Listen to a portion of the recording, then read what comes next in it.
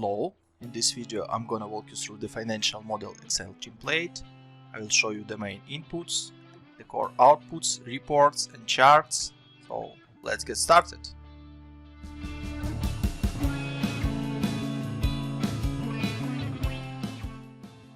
On the dashboard you can set up your core inputs or drivers and see the core financials and core charts related to the model. So let's start the model setup from the launch date. For example, your business will launch in May 20. Also, you can see that each yellow cell has this notification window with explanation of what you're supposed to input in this cell. So it will help you to understand and navigate across the model easily. So the next step is to set up your marketing budget and visitors assumptions. You have two options in the model, which is online marketing and offline marketing. If you don't need, for example, offline marketing, you can just clean these cells and you will have only online marketing in your model. If you need both, just adjust these assumptions as needed and it will drive your model. So let me show you how it works. For example, for online marketing, you can put annual marketing budget, for example, $100,000, and each next year it will be additional $20,000. The next step is to set up the cost per visit. It can be $1, 1.2, 1.4, 1.6 and 1.8 by years. The same idea for offline marketing. And as a result, you can see the total visitors which you have by years. And the next step is to convert these visitors to new customers across the conversion rates across your sales funnel. So first of all, you have conversion rates from visitors to sales opportunities. Let's pretend this is 50%, for example. It can be changed by years as well. 52, 54, 56, 58. So 67,000 of visitors will be converted to 33.9 thousands of sales opportunities in 2020. The next step is to convert your sales opportunities to engaged opportunities. Let's pretend this is 20% and it can be equal across all the years. So 20% from 32.9 thousands of sales opportunities, this is 6.8 roughly engaged opportunities. And you can see this is also changeable by years.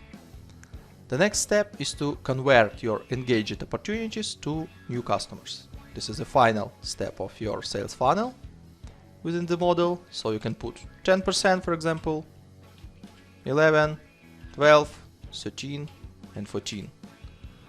So 10% from 6.8 thousands of engaged opportunities will give you 679 new customers for the 2020.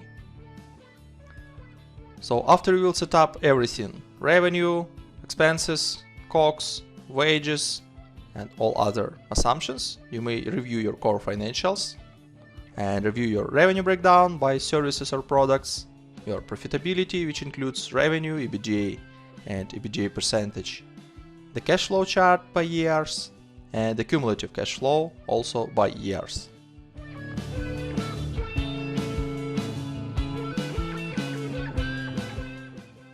On the financial charts tab, you may see your main financial KPIs on the two sets of charts, which is the breakdown of 2 years by months and the breakdown of 5 years by months. So on the top, you may see the EBIT amount. The next set of charts will show you the revenue breakdown by products. The next, operating cash flow broken down by cash inflow and cash outflow. The next set of charts will show you the cash balance by months for the 2 years and for the 5 years. And on the last set of charts, you will see the EBITDA as a yellow line and the breakdown of this EBITDA, which includes the revenue, COGS and OPEX.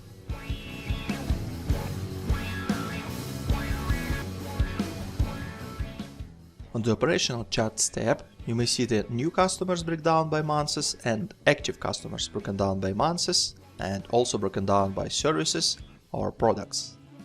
From the left side you may see the breakdown of 2 years by months, and from the right side you may see the breakdown of 5 years by months as well.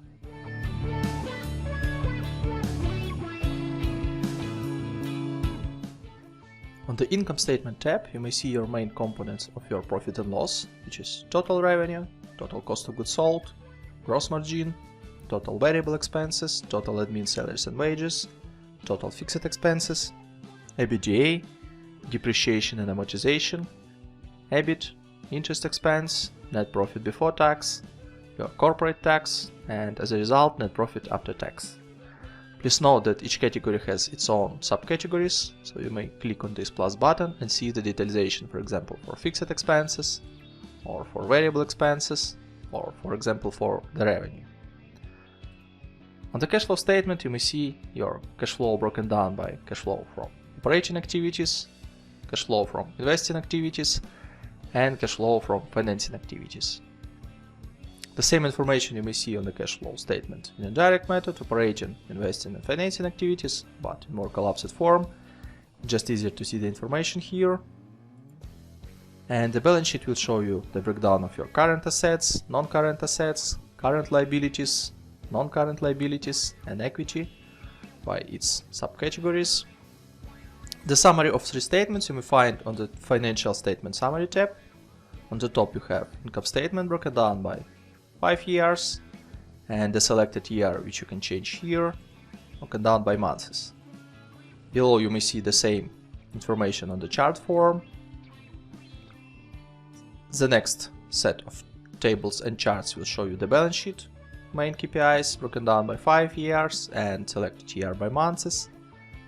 And the last part will show you the cash flow statement breakdown for the 5 years and for 12 months for the selected year, as well as charts with the same information.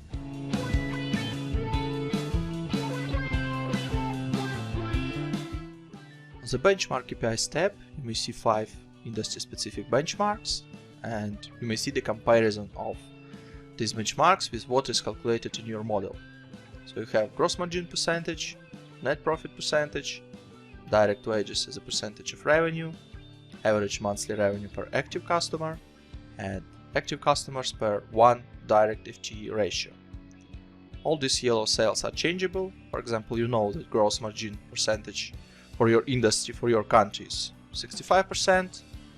You may see this is changed on this chart immediately.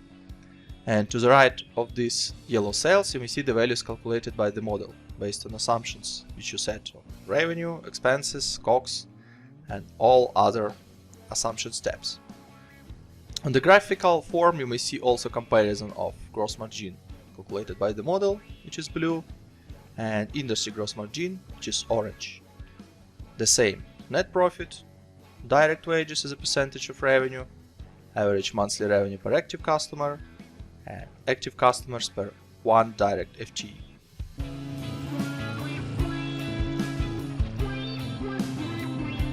You may see the revenue summary for the main revenue streams, broken down by years as an absolute values and as a percentage breakdown.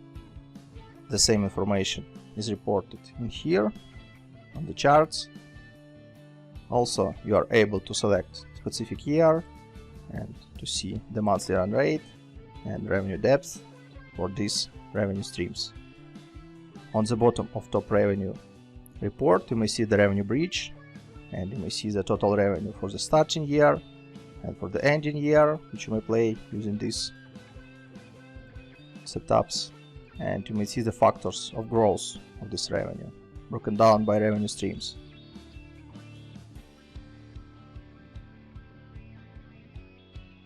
The same idea is used on the top expenses tab. You may see top 4 expenses streams and all other expenses collapsed in one line. Also, this is broken down by absolute values and percentage breakdown. The same information you may find on the charts. Also expenses depths, monthly run rate, visibility to change the year, and expenses bridge with factors of expenses growth from one year to another year.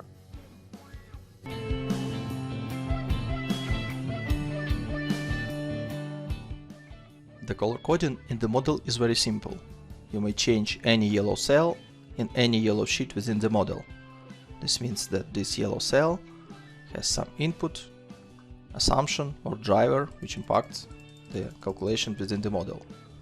Blue sheets means that on these sheets there are some charts, reports, and other information which can be useful for reporting purposes. On the tabs without color, you have some extra calculations related to revenue, to debts, equity, inventory, and everything which is needed for the reporting. Additionally, you have Contents tab, which allow you to navigate across the model very simple. So you may click on any report and you can go back. It is broken down by reports, assumptions, statements, and setup. There is short explanation about what each tab does, but if you want to know more, you can go to How To and to see more detailed explanation of what each tab does and what inputs you may find on this sheet and what kind of outputs you may find on this sheet as well. Any header of this section is also clickable. So you may click on, for example, Book Assets, and you go directly to this tab.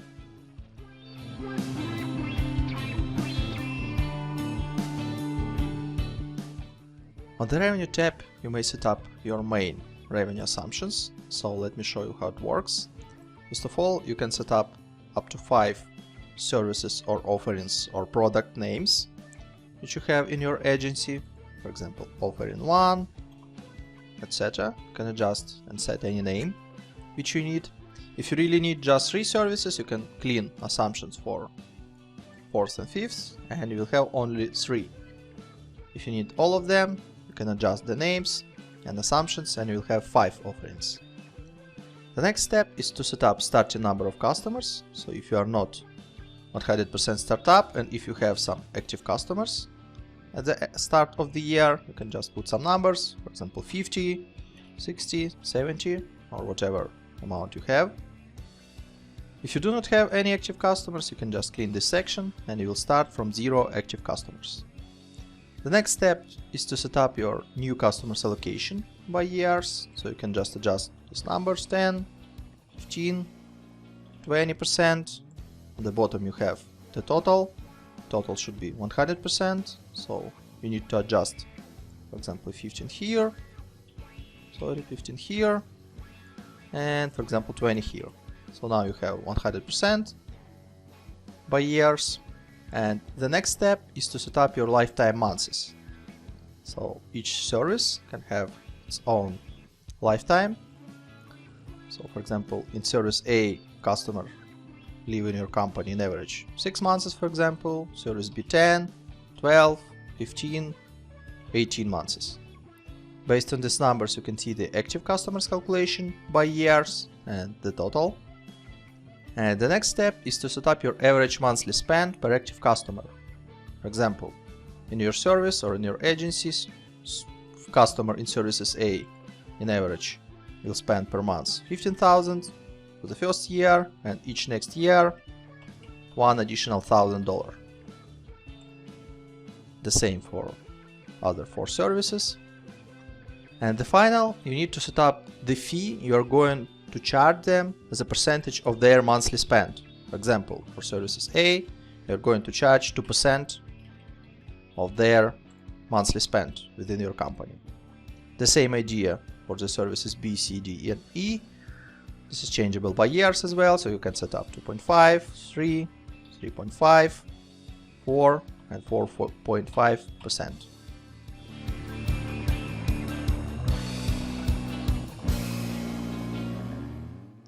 On the Seasonality tab, you may see the setup of marketing expenses, seasonality assumptions across the year by months. So you have yellow cells to set up your seasonality. It can be, for example, 15, 10, 5, 10, 8, 6, 7, 5, 10, 15, 5, and 5. As you may see, I just set up the breakdown of marketing expenses by year, and I see that check is red. That's because the total is 101%, means something is wrong here. So let's fix it. In October, 14%. So now check is green and check is 100%, which means everything is good here. You may see also the charts below with the graphical explanation of how your marketing expenses are broken down by months. If you don't really need the seasonality for marketing expenses, you can just put 1 divided by 12, copy this across all the months, and you will see that your marketing expenses now is flat. So no changes across the months, just equal amounts each month.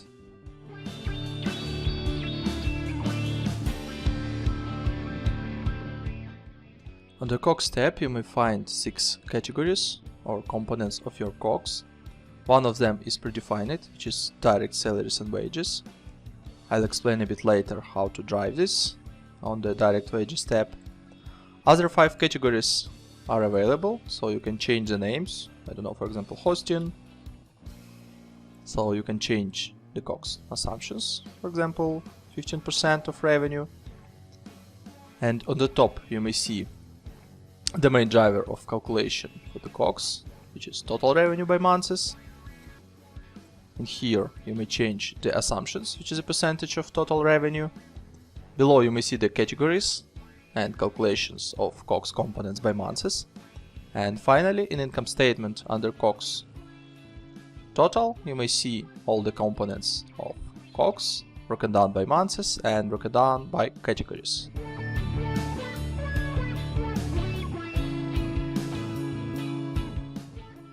On the direct wages tab, you have 19 categories to set up your direct staff. It is also broken down by 3 subcategories or approaches of calculation, so let me show you how it works. So for the first 5 line items you have parameter and basis. You can set, for example, 10. This means that this basis new services A customers. If you have 10 new services A customers per month, you need 1 FTE. For another 10 new customers for services A each month, you have another FTE. So it works like a trigger. For each 10 new services customers, you need 1 FTE. It can be account executive or SDR or any other marketing person. So the next step is to set up the annual salary per 1 FTE. It can be $25,000, for example. To the right, you may see the calculation of how much direct employees for this category is needed by years. To the right, you may set up the annual salary rise for this. It counts, for example, 6, 5, 4, and 3% per year. Then you can set the monthly bonus if it's needed, for example, 10% per month, and the payroll tax rate, for example, 15. If you don't need it, you can clean this or both assumptions. Below you may see the calculation of annual salary. You base it on the annual base salary and annual salary rise per year. The next section you may see your calculation of direct staff numbers for each category by months, monthly base salaries for each category also by months, monthly bonus, and payroll taxes also for each category per month. The next 5 categories have different bases, which is active customers. So per each, for example, 50 active service A customers, you need 1 FTE for placeholder number 6. It can be treated like customer service or customer support. So you may set up also the annual salary, the annual salary rise, monthly bonus, tax rate. Idea is the same.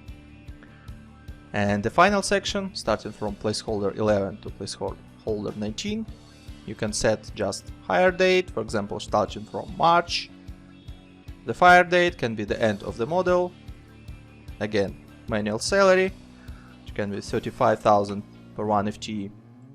So the basis is manual.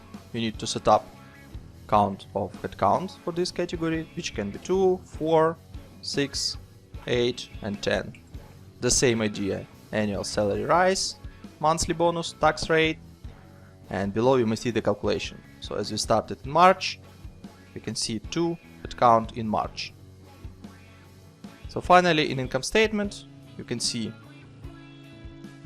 the COGS, and under COGS you have direct salaries and wages categories, and this is a total of your direct salaries, direct headcount bonuses, and direct headcount payroll taxes.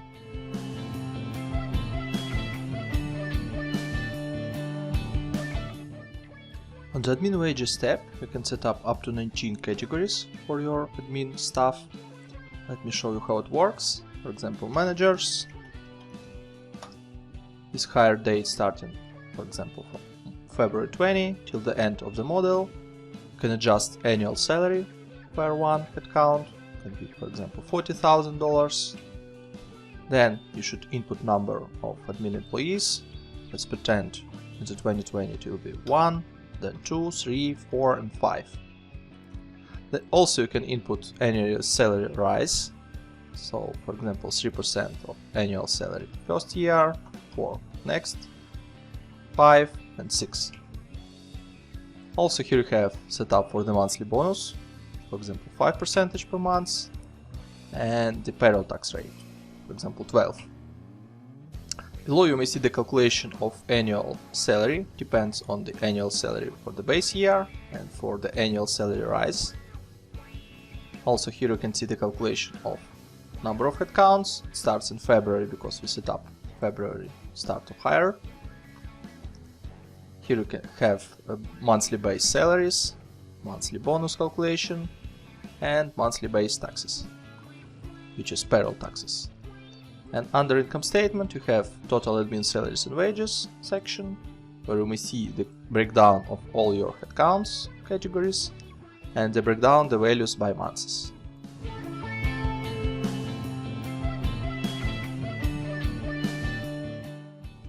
On the variable expenses tab, you can input your variable expenses as a percentage of total revenue.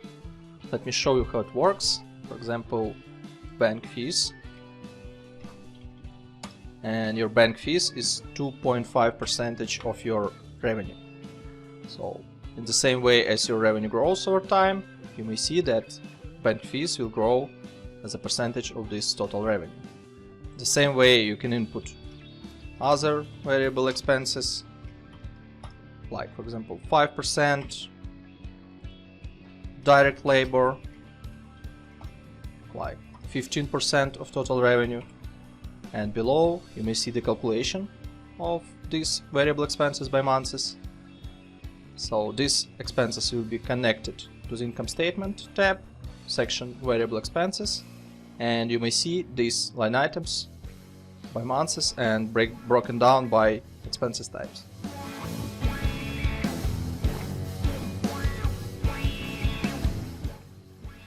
On the fixed expenses tab, you may input up to 15 line items for your fixed expenses. Let me show you how it works. For example, you have utilities. You will start pay starting from March 20 till the end of the model, which is December 24. You may see it here. Let's pretend periodicity will be daily with amount of $50 per day. So you may see this amount in here. It is calculated based on count of days within this month. So obviously in March 20 you have 31 days. That's why you will have 1550. In April you have 30 days. This means this will be $1,500. Also, you have ability to input some growth rate year over year. Once you input this growth rate, you will see that your utilities will grow over year. Let me give you a couple of other expenses types. For example, advertising. Let it start in March and finish in August 24. This will be on weekly basis with amount of $100 without any growth. So starting from March till August 24, you have $400 per month, which is 4 weekly payments each month, and that's it. Another option is bi-weekly. For example, $500. You can start from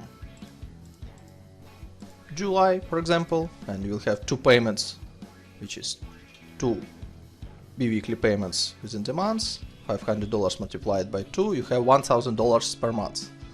Again, you can input some growth rate and you will see that your advertising expenses will grow year over year till the August 24, which is the last date of this expense type. Another option, office setup, which can be one-time payment, which will happen in February 20 with amount of $5,000. Obviously you should not input any gross rates because this is just one-time fee, and you may see that office setup will happen in February 20 with this amount.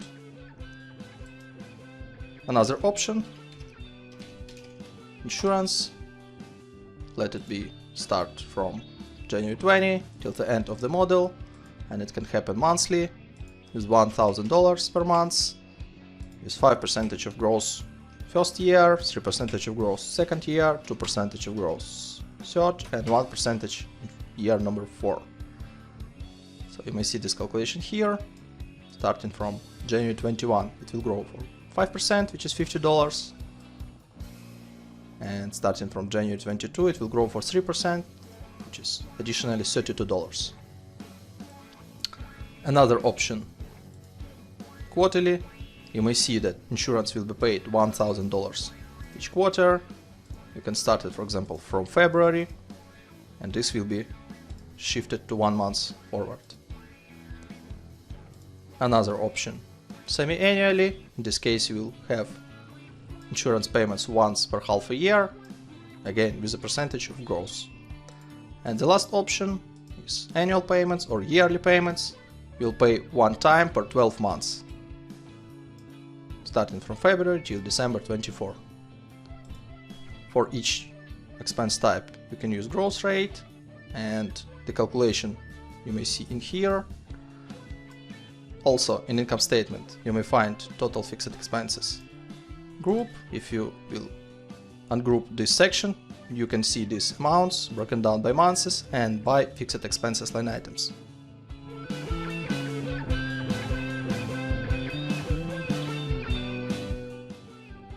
On the CAPEX tab, you may input up to 20 development expenses categories. Let me give you a couple of examples. So, for example, office development with purchase date of February 20 with spending of $10,000. And you also can input payment delay. What does it mean? Let me set up 2 months, for example. It means that this amount will be accrued in February because of purchase date is February, but paid development expenses will be in April 20 for this office development. And you will have some balance of CAPEX accounts payable for 2 months. Let me give you another example. Other development expenses. Let's say March 20, $5,000 with 0 payment delay. This means that this amount is accrued in March and paid in March as well. The total amount of development expenses you may find in Assets tab. By default, it has useful time for 5 years for the calculation of depreciation. You may find calculation of depreciation for development expenses in here. Here you may also find capital expenditure and closing net book value. Additionally, you have up to 6 placeholders for other assets. For example, other assets with useful time of 10 years with cost of $25,000 and with launch date in April. You may find it in here. You can see capital expenditure. You may see book depreciation by months for these amounts, and you may see closing net book value. The total amount of depreciation you may find in income statement. On the cash flow, you may find cash flow from investing activities for these assets, and on the balance sheet you may find fixed assets amount under non-current assets and CAPEX prepayment and CAPEX payables as well.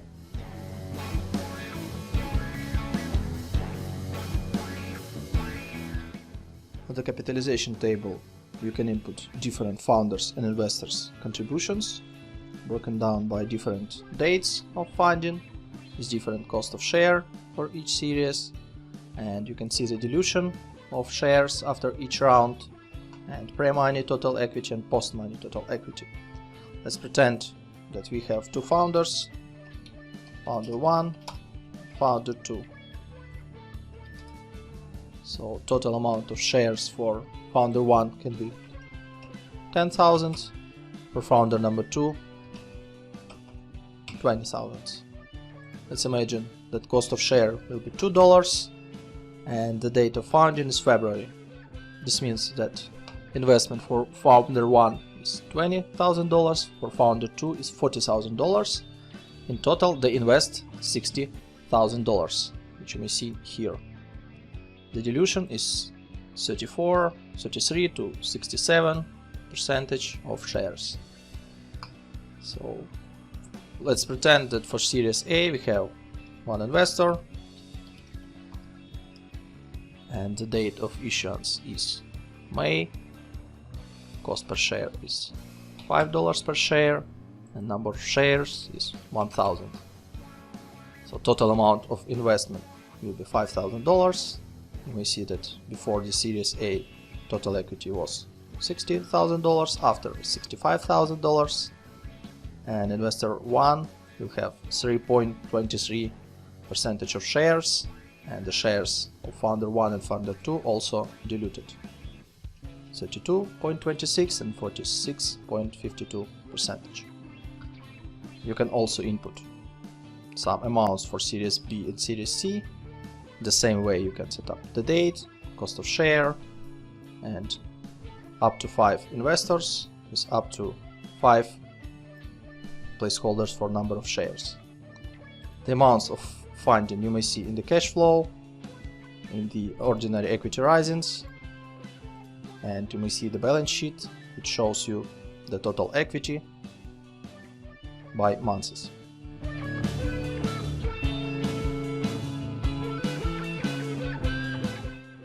Also on the top of the dashboard you have debt assumptions. Let me show you how it works. So for each debt you are able to select the debt type. There are two debt types in the model, which is annuity and usual. Annuity means that each monthly payment, which consists your debt repayment plus interest expenses, will be equal each month. In case if you will select usual, your main debt repayments will be equal parts and interest will be just interest on the debt's closing balance. Let me give you an example how it works. So you may input some amount of the debt, the launch date, term will be 60 months, and interest can be 5%. You may also input the grant, which is just simple amount, which is paid in some specific months, and that's it. No repayments, no terms in terms of interest. So all the calculations of the debts you may see on the capital tab. Calculations for debt number 1, debt number 2, debt number 3, total debts with grants. These calculations impacts income statement, interest expenses, the cash flow, interest paid, debt drawdowns, debt repayments, and on the balance sheet you have the debt closing balance.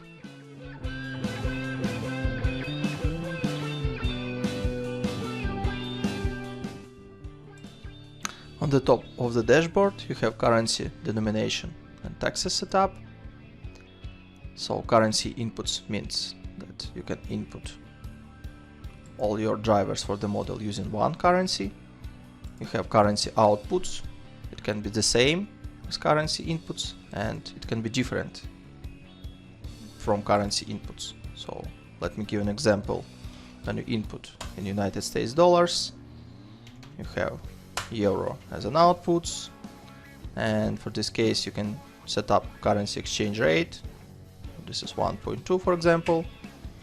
In this case you will have in the model all your inputs in United States dollars, all your outputs in euros, and there will be conversion rate between currency inputs and currency outputs. Additionally, you have denomination, which means that you can denominate all your outputs on the reports. In this example, you have denomination is 1000, means that your outputs is denominated by 1000. You can select millions. You may see that now it is in $1 million. You can set also billions or without any denomination. Additionally, you have corporate tax setup. You can change this number and this will impact tax expenses in your income statement. I hope you enjoyed my video. Thanks for reviewing this. You can find more on my website finmodelslab.com, and we'll see you later in the next videos.